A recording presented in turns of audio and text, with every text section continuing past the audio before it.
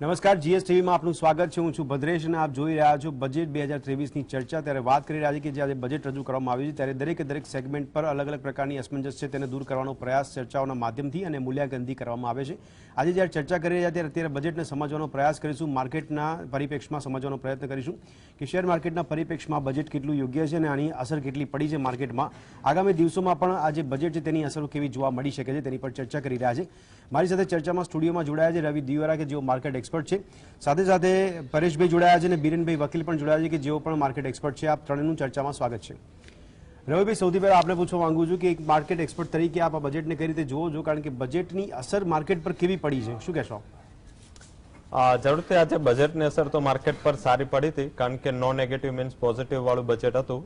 માર્કેટની એવી અપેક્ષા હતી કે લોંગ ટર્મ જે કેપિટલ ગેઇન છે એના પરિપ્રેક્ષમાં સમય મર્યાદા કે પછી એના રેટમાં કોઈ બદલાવ થાય, કારણ કે ઇક્વિટી માર્કેટમાં જે long term capital gain tax છે એ પર્સન્ટેજ વાઇઝ અધર અસેટ ક્લાસની કમ્પેરમાં જે રિસ્કેર અસેટ ક્લાસ છે એની કમ્પેરમાં ઓછો છે અને સમય મર્યાદા પણ જે ઇન્વેસ્ટર છે એના ફેવરમાં છે। તો માર્કેટને એવી અનુમાન હતું કે ત્યાં કોઈ ચેન્જ ન થાય, કારણ કે સતત ઘણા ટાઈમથી એફઆઈ ની વેચવાલી હતી તો માર્કેટ એ પરિપ્રેક્ષમાં જોતું હતું, પરંતુ આજે એ કઈ ચેન્જ ના આવ્યું અને સ્પેન્ડિંગ બજેટ હતું। સાથે માર્કેટ ઓલવેઝ ફિસ્કલ ડિસિપ્લિનને વધારે ફોકસ કરતું હોય છે। અધરવાઇઝ સેક્ટરમાં તો ઓલરેડી માર્કેટ એક્સપેક્ટેશન ના હિસાબે છેલ્લા એક મહિનાથી capital good sector, infrastructure, railway આ બધું એ રિએક્શન આપી રહ્યું હતું, પરંતુ ફિસ્કલ ડેફિસિટ જે 5.9%ની ગવર્મેન્ટે જાહેરાત કરી, હવે આટલા મોટા આઉટલે સાથે સાથે તમે જોશો તો ઘણા રિલીફ ડાયરેક્ટ ટેક્સેશનમાં પણ અપાયા, છતાં પણ ફિસ્કલ ડિસિપ્લિન જાળવી રાખવું અને એ અનાઉન્સમેન્ટ કરવું એ માર્કેટને ઘણું પસંદ આવ્યું। સાથે જે લિમિટ ડાયરેક્ટ ટેક્સેશનમાં જે ચેન્જ કરવામાં આવી એના હિસાબે શું થયું કે એ સૌથી વધુ ઇમ્પોર્ટન્ટ એ માટે થશે કે અત્યાર સુધી જે ટેક્સ સેવિંગ માટે ઇક્વિટીમાં ઇન્વેસ્ટમેન્ટ નહોતું આવતું અને ટેક્સ સેવિંગ માટે અધર જે એવન્યુઝ છે એમાં જે ઇન્વેસ્ટમેન્ટ જતું હતું એ હવે થોડું બહુ આપણે ઇક્વિટી માર્કેટમાં આવશે, કારણ કે ઘણા લોકોનો એવો પર્પઝ હોય કે એ લોકોનું જે ટેક્સ ઓછો થાય એ માટે એટીસીમાં જેટલી પણ એવન્યુઝ આવે છે એમની પ્રાયોરિટી પેલી એ હોય છે। હવે જે ટેક્સનું એક્ઝમ્પશન લાવ્યું એટલે કે લોકો પાસે બેંકમાં પૈસા વધશે, હવે આઈધર એફડીમાં જશે કે શેર બજારમાં આવશે કે મ્યુચ્યુઅલ ફંડમાં જશે, તો એ બધા જ સેક્ટરમાંથી ડાયરેક્ટલી પૈસા શેર બજારમાં આવશે। તો ઘણા એવા આના સિવાય અનાઉન્સમેન્ટ છે, એમાં પર્ટિક્યુલર મને જે પસંદ આવ્યું ઇન્ફ્રાસ્ટ્રક્ચર ઉપર જે ગવર્મેન્ટે અનાઉન્સમેન્ટ કર્યું, સાથે રેલવે બજેટ અત્યારે જોઈએ તો હિસ્ટોરિકલ હાઈ લેવલ 2.4 લાખ કરોડનો આઉટલે છે અને ઇન્ફ્રાસ્ટ્રક્ચર ઉપર મોર ધેન 10 લાખ કરોડનો આઉટલે છે। આ બે માર્કેટને ઘણું પસંદ આવશે, કારણ કે આને આવરી લેતા ઘણા એવા ડિરેક્ટ અને ઇનડિરેક્ટ સેક્ટર છે જેને આનો બેનિફિટ મળવાનો છે। અધરવાઇઝ માર્કેટ એને પોઝિટિવ લેતે, પરંતુ છતાં કોઈ એક ગ્રુપના સ્ટોકના હિસાબે આજે માર્કેટ રિએક્ટ કરી ગયું નેગેટિવ સાઇડ। અધરવાઇઝ મને એવું લાગી રહ્યું છે કે લાંબા સમયના economic outlook as well as માર્કેટના આઉટલુક માટે આ બજેટને સારું ગણી શકાય। કમ્પેરેટિવ છેલ્લા 3-4 બજેટમાં કઈ દેખાતું નહોતું, એમાં કઈ એક નવું નીકળીને આ બજેટમાં દેખાઈ રહ્યું છે। ઓકે પરેશભાઈ, આપણે પૂછવા મળ્યું માર્કેટ નેગેટિવ જોવા પાછળનું કારણ મુખ્ય તો શું માનું? બજેટની જે જોગવાઈઓ છે તેની અસર પડી એવું માની લઈએ સીધી રીતે આપણે? બજેટમાં જે સીધી અને આડકતરી જોગવાઈઓ છે તેની ખૂબ જ પોઝિટિવ અસર અર્થતંત્ર ઉપર જોઈ શકાશે। કેટલાક પાસાઓની વાત કરીએ તો જે રેલવે માટેનું એલોકેશન છે તે અત્યાર સુધીનું સૌથી વધારે એલોકેશન છે અને ભારતીય અર્થતંત્રમાં રેલવેનું પ્રદાન ખૂબ જ મોટું છે, એટલે આ સેક્ટરમાં જે એલોકેશન આવ્યું, નવી વેગનોની ખરીદી થશે, નવા બ્રોડગેજ અને મીટરગેજ પાટાઓ થશે, તેને કારણે સ્ટીલ, સિમેન્ટ અને ઇન્ફ્રાસ્ટ્રક્ચર સેક્ટરને ખૂબ જ મોટું પ્રાધાન્ય મળશે। આ ઉપરાંત જે 50 નાના મોટા એરપોર્ટ અને વોટર ડ્રોમ વિકસાવવાની જે જાહેરાત કરી છે તેને કારણે એક દેશમાં એક એર કનેક્ટિવિટી ખૂબ જ મોટા પાયે વિકસશે અને એર કનેક્ટિવિટીને કારણે જે વૈશ્વિક અર્થતંત્રોમાં ભારતનું થોડુંક પણ પાછળ સ્થાન છે તે ખૂબ જ ઝડપથી આગળ આવી શકશે, કારણ કે વિકસિત દેશોમાં એર કનેક્ટિવિટી એક મહત્વનું પરિબળ ગણાય છે અને તેથી એર કનેક્ટિવિટી માટેની જે જોગવાઈ છે તે ખૂબ જ ફાયદાકારક નીવડશે। આ ઉપરાંત ગયા બજેટમાં ગતિશક્તિ પ્રોજેક્ટની જે જાહેરાત કરી હતી તેને પણ ઝડપથી આગળ વધારવાની અને કેબિનેટ દ્વારા મોનિટરિંગ કરવાનો એક ઉલ્લેખ કરાયો છે અને તે પાસું પણ અર્થતંત્ર માટે ખૂબ જ ફાયદાકારક રહેશે। આ ઉપરાંત જે નાના એલોકેશનો છે તેને કારણે ઇન્ફ્રાસ્ટ્રક્ચર અને ગ્રામ્ય ભારત, ફિશરીઝ, કૃષિ આ બધા સેક્ટરોને ખૂબ જ મોટો ફાયદો મળશે અને આડકતરી રીતે રોજગારી ખૂબ જ મોટા પાયે ઊભી થશે। બરાબર છે, પણ પરેશભાઈ માર્કેટમાં આ બધી બાબતોની અમલવારીને લઈને સવાલો અને શંકા ઉભા થતા હોય છે, એની કેટલી અસર પડી શકે છે? વાસ્તવમાં જોઈએ તો બજાર ઉપર જે બજેટને દિવસે જે ટ્રેન્ડ જોવાય છે તે મહદઅંશે બજેટનું યોગ્ય પ્રતિબિંબ નથી હોતું। અન્ય કારણોને લીધે પણ બજારમાં ઘટાડાનો ટ્રેન્ડ જોવાય છે. દાખલા તરીકે આજે એક ગ્રુપના શેરોમાં જે તીવ્ર ઘટાડો જોવાયો તેને કારણે સેન્ટિમેન્ટ ઉપર અસર થઈ છે. આ ઉપરાંત આજે મોડી સાંજે જે અમેરિકામાં ફેડરલ રિઝર્વની મીટિંગ છે તેને કારણે પણ એક અનિશ્ચિતતા હજી છે અને તેથી યુરોપિયન બજારોમાં બપોર પછી ઘટાડો હતો અને તેની અસર પણ ભારતીય બજાર ઉપર થાય તે સ્વાભાવિક છે. આમ દરેક વખતે બજેટને કારણે જે બજારમાં ટ્રેન્ડ જોવાય તે યોગ્ય પ્રતિબિંબ નથી હોતું અને આ વખતે પણ તે પ્રકારનો ટ્રેન્ડ કહી શકાય.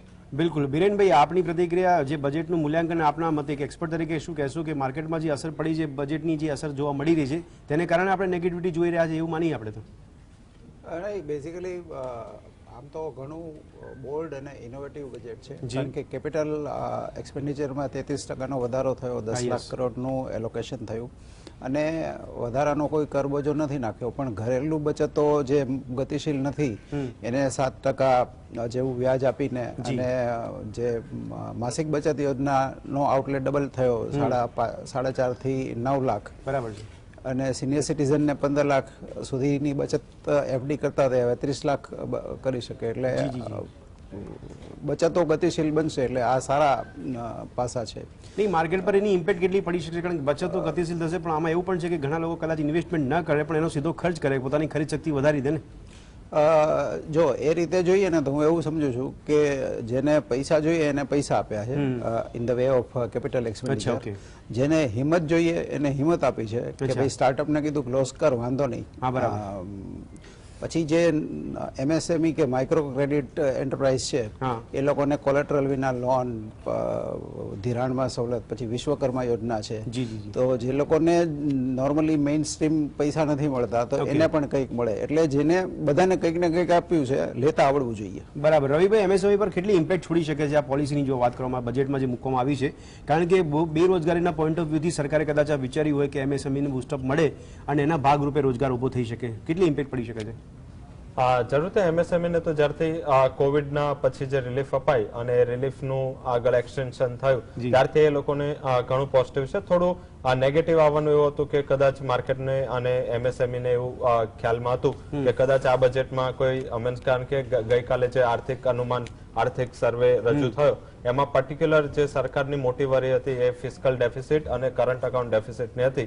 તો એવું હતું કે કદાચ ગવર્મેન્ટ છૂટા હાથે આટલું કઈ જે રિલીફ મેઝર્સ છે અનાઉન્સ નહીં કરે, પરંતુ જે ઇન્ટરેસ્ટ બર્ડન અને સાથે સાથે જે ફ્રી કોલેટરલ લોનનું અનાઉન્સમેન્ટ થયું એ મારા હિસાબે એમએસએમઈ માટે ઘણું સારું છે. કારણ કે અત્યારે હવે જે સૌથી મોટો પ્રશ્ન છે કે લોસ કરવો મોંઘો પડશે લોકોને, કારણ કે જે રીતે બેંકના ઇન્ટરેસ્ટ રેટ વધી રહ્યા છે, ફેડરલ રિઝર્વ જેમ આગળ પરેશજી જણાવી રહ્યા હતા કે ફેડરલ રિઝર્વ જ્યારથી રેટ હાઇક કર્યું છે ત્યારથી વર્લ્ડની તમામ બેંકો અને રેટ પોતાનો હાઇક કરી રહી છે. આપણે પણ બધા 8% આસપાસ પહોંચ્યા છે અને એમએસએમઈ જો ડાયરેક્ટ બેંકથી લોન લે તો એમને વિધાઉટ બેનિફિટ તો ઘણા પહેલા ઊંચા વ્યાજ ભરવા પડતા હતા, હવે એમને સબસિડી મળી રહી છે. તો સૌથી મોટું ઘણી એવી સ્ટાર્ટઅપ છે જેને લોસ શરૂઆતના વર્ષોમાં થાય એ લોસ કરવો એમને મોંઘો પડતો હતો, કારણ કે હવે ઇન્ટરેસ્ટ રેટ વધશે એટલે એમને ઇન્ટરેસ્ટ રેટનું બર્ડન એડિશનલી જશે, સાથે કર્મચારીઓને પગાર આપો એ પણ લોન લઈને એનું પણ ઇન્ટરેસ્ટ રેટનું બર્ડન સહન કરવું અને સામે કોલેટરલ વગર લોન ના મળવી, આ ત્રણેય એક મહત્વના પ્રશ્નો હતા અને આ ત્રણેય પ્રશ્નો આ બજેટમાં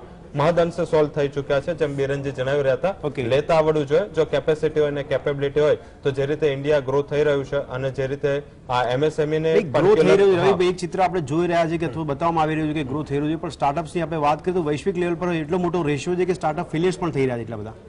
એમાં શું છે, બિઝનેસ જયારે સ્ટાર્ટ કરો એમાં ફેલિયર રિસ્ક ઓલવેઝ હોય છે. મીન્સ કે આ જેમ શેર બજારમાં કોઈ શેર લો છો તો હંમેશા એવું નથી બધા 100 શેર વધે. હા, એનો સક્સેસ રેશિયો તમારે મેપ કરવો પડે.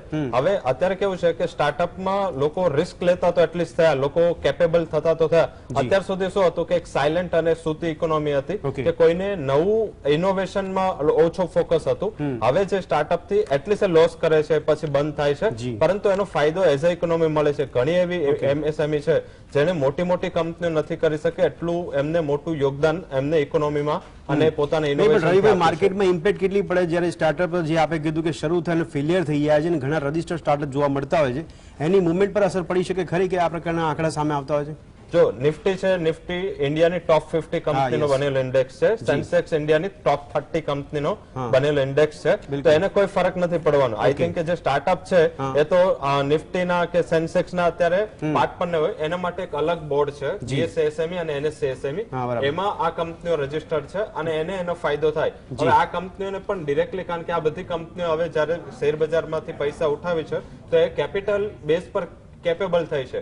આ જે ફાયદો બજેટનો મળશે એ out of Nifty, out of Sensex, out of market કંપનીઓ છે, જે નાના નાના સ્ટાર્ટઅપ છે એને આનો ફાયદો મળશે. મુખ્ય ઇન્ડેક્સ અસર નહીં કરે. ના, મુખ્ય ઇન્ડેક્સ, કારણ કે કઈ કંપનીઓ મીન્સ કે જેટલી નિફ્ટી 50 કે સેન્સેક્સ 30 માં છે એ કોઈ પણ એમએસએમઈ નથી. જી જી, બિલકુલ બિલકુલ. પરેશભાઈ, એક સવાલ થાય છે, યુએસ ફેડ રેટની આપણે વાત કરી કે જે હાઈ લેવલ પર જોવા મળે છે, તો એનાથી રૂપિયા પર દબાણ વધી શકે ખરી પરેશભાઈ? વાસ્તવમાં ફુગાવાનો દર અત્યારે જે રીતે વ્યાપાર ખાત વધી રહી છે અને ફિસ્કલ ડેફિસિટ આ બજેટમાં કહીએ કે લગભગ નોર્મલ છે, અપેક્ષા મુજબની છે, પરંતુ જે રીતે દર મહિને વ્યાપાર ખાત વધે છે અને તે આંકડો મોટો હોવાને કારણે ડોલરની સામે રૂપિયો સતત ધોવાતો રહ્યો છે અને સામે પક્ષે અમેરિકન અર્થતંત્ર મજબૂત થઈ રહ્યું છે. એટલે એક તરફ અમેરિકાનું અર્થતંત્ર મજબૂત થાય છે અને ભારતમાં વ્યાપાર ખાતને કારણે રૂપિયો ઘસાતો જાય છે. એટલે આગામી દિવસોમાં બજેટની પોઝિટિવ જોગવાઈઓ હોવા છતાં પણ રૂપિયો ઘસાશે તે ચોક્કસ ટ્રેન્ડ દેખાય છે. એટલે હજી આગામી દિવસોમાં રૂપિયો ઘસાઈ શકે એવી શક્યતા ખરી? આગામી દિવસોમાં હજી પણ રૂપિયામાં વધારે મોટું ધોવાણ જોવાતું રહેશે. ઓકે, બિરેનભાઈ, આપના મતે શું લાગે છે કે રૂપિયા પર દબાણ વધવા પાછળ યુએસ ફેડ રેટ સિવાય બીજા કોઈ કારણ ખરી? મુખ્યત્વે તો ચાઇના રીઓપનિંગની કેવી ઇફેક્ટ આવે છે આવતા 2-3 મહિનામાં એ જોવું પડે. ફોર્ચ્યુનેટલી એક વસ્તુ સારી છે કે અમેરિકામાં ફુગાવો જે સ્પીડથી વધ્યો તો કદાચ એટલી જ સ્પીડથી ઘટવાનો ટ્રેન્ડ ચાલુ થયો છે અને યુરોપમાં જે ગેસના ભાવો ઘણા બધા ઘટી ગયા, ઓલમોસ્ટ ટોચના ભાવથી 90% ઘટી ગયા છે, એટલે એને એક જાતનો વિન્ડફોલ મળ્યો છે. બરાબર, એવું કહેવાય કે સેકન્ડ હાફ કદાચ આપણો ફર્સ્ટ હાફ કરતા સારો જશે. પણ એનું મૂળ કારણ બાહ્ય પરિબળો છે. આપણે કંઈક મોટી કમાલ કરી નાખે એવું નથી, પણ ચાઇના અને અમેરિકન તેજીનો લાભ આપણને મળી જશે. બરાબર. રવિભાઈ, બે બાબત પૂછવાનું મન થાય છે. એક તો આપણે કોરોના કાળને હવે ભૂલી ગયા છે કે એની કોઈ અસર હવે ઇકોનોમી પર જે પડી હતી એ ભરપાઈ થઈ ગઈ છે, એક સવાલ. બીજી બાબત એ કે જે યુક્રેન અને રશિયા વચ્ચેનું યુદ્ધ છે એની પણ આપણે ઇમ્પેક્ટ ભરપાઈ કરી ચૂક્યા છે, એવું માની લે અત્યારની ઇકોનોમી જોઈએ તો? જરૂરથી ફેક્ટર ડિસ્કાઉન્ટ થઈ ચૂક્યા છે. વચ્ચે થોડું જયારે ચાઇનામાં કોવિડના કેસ આવ્યા ત્યારે થોડું બધા ગ્લોબલી અને ભારતને પણ એવું લાગ્યું હતું અને આપણે પણ હેલ્થ મિનિસ્ટ્રી દ્વારા આ પોતાના જે વ્યવસ્થા ચેક કરવા માટે ઘણા પ્રયત્નો, મોક ડ્રિલ્સ બધું થયું, પરંતુ ચાઇના ખુદ સમજી ગયું અને એને પણ ઇન્ડિયા તરફથી પહેલી વાર ચાઇનાએ ઇન્ડિયાને ફોલો કર્યું.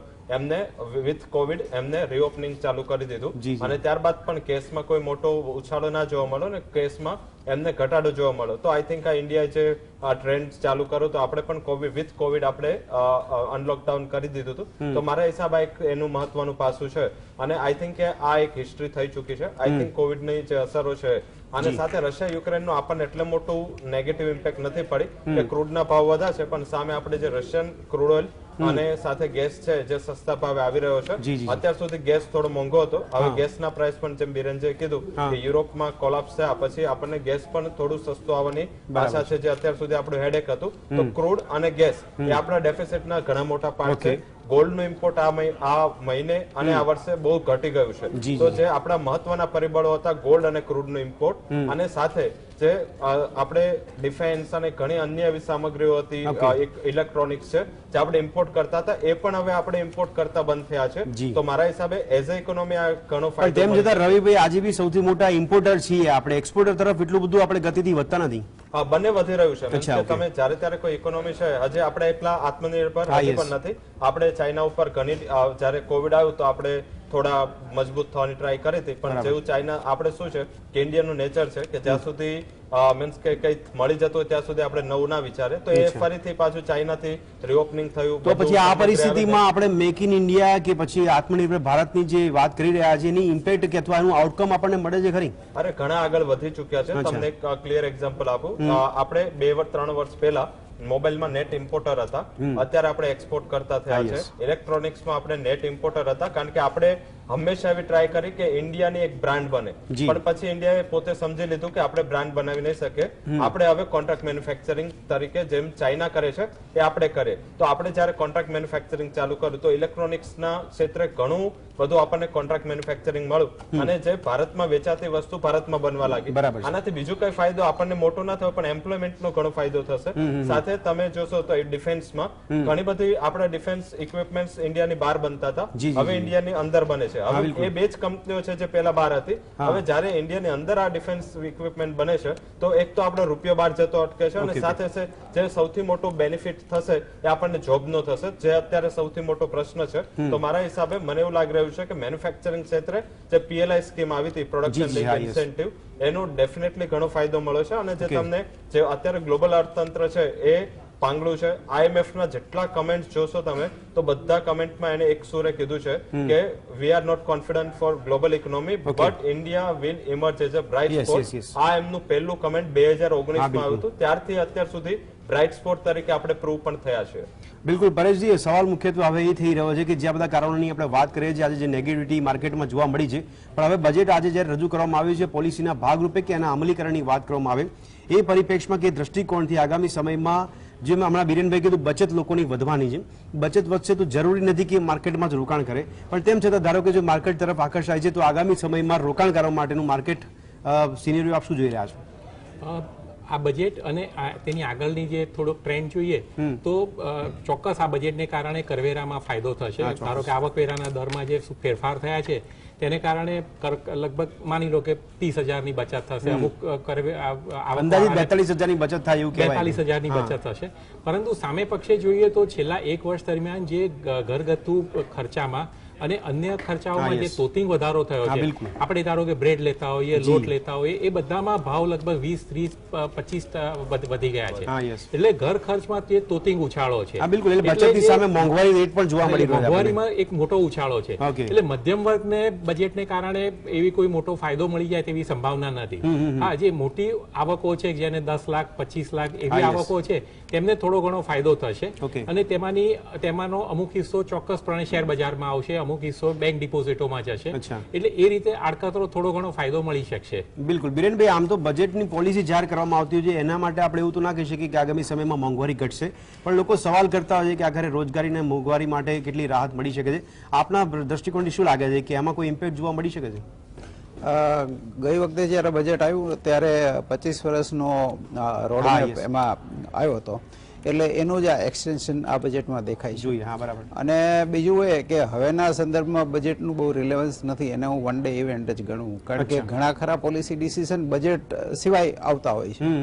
જે રીતે આપણે GST કલેક્શન્સ જોઈ રહ્યા છીએ દર મહિને, ટેક્સ બાયન્સી જેને આપણે કહીએ, તો એ બધું જો તમને એવું લાગે કદાચ કે આજની ફેડની મિટિંગમાં પછી એટલે આવતીકાલનો બજારનો સિનેરિયો ટોટલી ડિફરન્ટ બી હોઈ શકે એવું બને. કોમોડિટીમાં કેટલો ફરક પડી શકે છે બીરેનભાઈ, એક એક્સપર્ટ તરીકે આપ શું કહેશો? કોમોડિટીઝ માટે થોડું ચાઇના રીઓપનિંગ સ્ટોરી છે એ બૂસ્ટ આપશે, કારણ કે ચાઇના જેટલી બી મેજર કોમોડિટી છે, સ્ટીલ, PVC, આયર્ન ઓર, એટલે ચાઇના રીઓપનની ઇમ્પેક્ટ પડી શકે છે, આપ એવું કહેવા માંગો છો? ઘણી ઓલરેડી ભાવો 30-40% વધી ચૂક્યા છે અને હજી પણ ઘણા વધશે. પણ પરેશભાઈ, હમણાં આપણે વાત કરી પ્રમાણે કે ફેડરલ રિઝર્વની બેઠકની વાત કરી, જો આ બેઠકમાં પણ શું ડિસિઝન આવી શકે છે, શક્યતા શું સેવી રહ્યા છો આપ, અને એની ઇમ્પેક્ટ ભારતીય શેર બજારમાં પડી શકે ખરી? અગાઉની મિટિંગોમાં ફેડરલ રિઝર્વે 75 બેઝિક પોઈન્ટના વધારો કર્યો છે. હવે આજની મિટિંગમાં 50 બેઝિક પોઈન્ટનો વધારો આવે છે કે 25 બેઝિક પોઈન્ટનો, એ મહત્વની જાહેરાત રહેશે.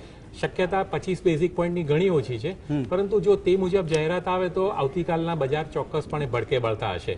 કારણ કે જે વ્યાજ દર આવે તેની સાથે સાથે FI અને રોકાણનો ટ્રેન્ડ નક્કી થતો હોય છે. જો વ્યાજ દરમાં વધારો 50 બેઝિક પોઈન્ટનો વધારો આવે તો હજી પણ વિદેશી ભંડોળ ભારતમાંથી પાછું ખેંચાતું જાય, કારણ કે વિદેશી ઇન્વેસ્ટરોને ભારતમાં રોકવાનું, કોમોડિટીમાં રોકાણ કરવાનું થોડુંક મોંઘું થઈ જાય. એટલે જો 25 બેઝિક પોઈન્ટનો જ વધારો આવે તો ચોક્કસપણે આવતીકાલનું બજાર તેજીમય હશે. પણ શક્યતા કેટલી લાગે છે આપણે કે 50 બેઝિસનો પણ સુધારો આવી શકે, કારણ કે અમેરિકા પોતાની પણ ઇકોનોમી સાચવવાનો પ્રયત્ન કરે, વધારે મજબૂત રાખવાનો પ્રયત્ન કરે? અમેરિકામાં જે છેલ્લા લેટેસ્ટ આંકડા જોઈએ તો રોજગારીમાં તો સુધારાનો ટ્રેન્ડ જળવાઈ રહ્યો છે. એટલે જે બેરોજગારીના આંકડા દર અઠવાડિયે આવે છે તે હજી પણ ખૂબ જ સંતોષકારક છે. લેટેસ્ટ પ્રોડક્શનના આંકડા પણ ઘણા સરસ છે અને ખાસ કરીને અમેરિકામાં એક પર્સનલ કન્ઝમ્પશન એક મહત્વનો માપદંડ ગણાય છે. બરાબર. અને તેમાં પણ એક પોઝિટિવ ટ્રેન્ડ જોવાયો છે. એટલે શક્યતા એ છે કે 50 બેઝિક પોઈન્ટનો વધારો આવે અને તે પછી વ્યાજ દરમાં વધારો અટકી જાય. તો 50 બેઝિસનો જો વધારો આવે છે આપ કહો છો પ્રમાણે, તો વિદેશી કંપનીઓને ભારતમાં રસ આગામી સમયમાં જોવા મળે કે ના મળી શકે? કારણ કે એક સવાલ એટલા માટે થાય છે કે ચાઇનામાં જ્યારે કોરોના ઇમ્પેક્ટ જોવા મળી ત્યારબાદ ઘણા બધી કંપનીઓ ત્યાંથી નીકળી ગઈ છે, જે ભારતમાં આવવાનું એમણે પસંદ નથી કર્યું વધારે. છેલ્લા કેટલાક વખતથી જોઈએ તો અનેક ઉત્પાદકો ચાઇના +1ની સ્ટ્રેટેજી અપનાવી રહ્યા છે, કેટલાક ઉત્પાદકો રશિયા +1ની સ્ટ્રેટેજી અપનાવે છે, પરંતુ એ ઉત્પાદકોના દ્રષ્ટિકોણનો સવાલ છે. જ્યારે જે શેર બજારનો ટ્રેન્ડ છે તે મુખ્યત્વે એફઆઈઆઈની કયા પ્રકારની લેવેચ છે તેને આધારે આધારિત હોય છે. અને એફઆઈઆઈનો અત્યાર સુધીનો જે ટ્રેન્ડ હતો તે ભારત રૂપિયો જે રીતે ઘસાતો હતો, તો ભારતમાં તેઓ 15% કે 10% કમાવા આવે પરંતુ રૂપિયામાં ધોવાણ થતું હોય તો એમની મૂડીમાં મોટી બાદબાકી થતી હતી. એટલે તેને કારણે છેલ્લા 6 મહિનાથી એફઆઈઆઈ સતત પૈસા પાછા ખેંચતી હતી. હવે જો 50 બેઝિક પોઈન્ટનો વધારો આવે પરંતુ સામે પક્ષે જો ભારતની વ્યાપાર ખાત ચાલુ રહે તો રૂપિયામાં ધોવાણ ચાલુ રહેવાનું. એટલે 50 બેઝિક પોઈન્ટ કે 25 બેઝિક પોઈન્ટ પણ જો રૂપિયો ધોવાતો રહેશે તો એફઆઈઆઈ ચોક્કસપણે ભારતમાંથી પૈસા પાછા ઉપાડવાની. અને તેથી બજેટમાં ગમે તે પોઝિટિવ જાહેરાતો આવે તો એની અસર પડે તો તેને કારણે એફઆઈઆઈ ની વેચવાલી અટકે તેવો સંભાવના ઓછી છે. બિરેનભાઈ, કેટલું એ નુકસાનકારક અથવા નેગેટિવિટી તરફ જાય છે જ્યારે રૂપિયો વધારે પડતો ઘસાય ત્યારે? એટલે અત્યારે જે આપણે મૂવ જોયો 72 થી 82 સુધીનો, એ પછી અત્યારે છેલ્લા 2 મહિનામાં તમામ ઇમર્જિંગ કરન્સીમાં બહુ મોટી તેજી થઈ છે. એટલે યેન, યુઆન, મલેશિયન રિંગિટ, ફિલિપાઇન પેસો અને એનો લાભ આપણને મળી રહ્યો છે. એટલે કદાચ મારું માનવું એવું છે કે આજની મિટિંગમાં 90% ચાન્સ એવા છે કે 25 બેઝિસ પોઈન્ટ નો વધારો આવે. મે મહિનામાં કદાચ ન આવે પણ જૂન સુધીમાં પીક બની જશે અને સેકન્ડ હાફમાં આપણને કદાચ રેટ કટ જોવા મળશે. બિલકુલ બિલકુલ. બીજું, અમેરિકન ઇકોનોમી દેખાય છે એની કરતા બેહદ સ્ટ્રોંગ છે, એટલે એનો પણ આપણને સપોર્ટ મળવો જોઈએ. બિલકુલ રવિભાઈ, આમાં જે અત્યારે બજેટ આજે રજૂ કરવામાં આવ્યું તો જે હમણાં સમાચાર મળ્યા આપણને કે બજેટ પછી જે સમાચાર મળ્યા કે સેન્સેક્સ અને નિફ્ટી તૂટ્યા છે, એની પાછળ મુખ્ય બજેટની પોલિસી જવાબદાર માની શકે કે એટલી ત્વરિત અસર માર્કેટમાં પડી શકે ખરી?